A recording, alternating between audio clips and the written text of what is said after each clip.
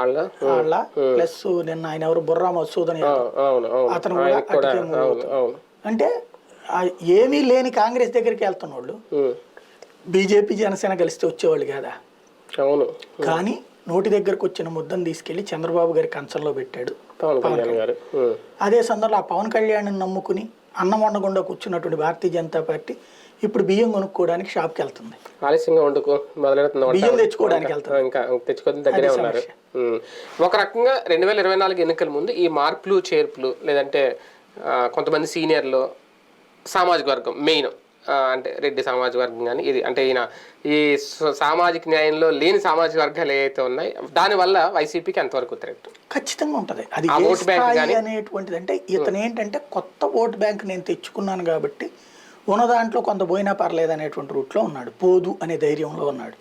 నాయకుడు పోతే పోదు అనేటువంటి. ఇంకొకటి ఏంటంటే ఫస్ట్ టైం ఆంధ్రప్రదేశ్ హిస్టరీలో ఆనాడు ఎన్టీ రామారావు ధైర్యం చేశాడు.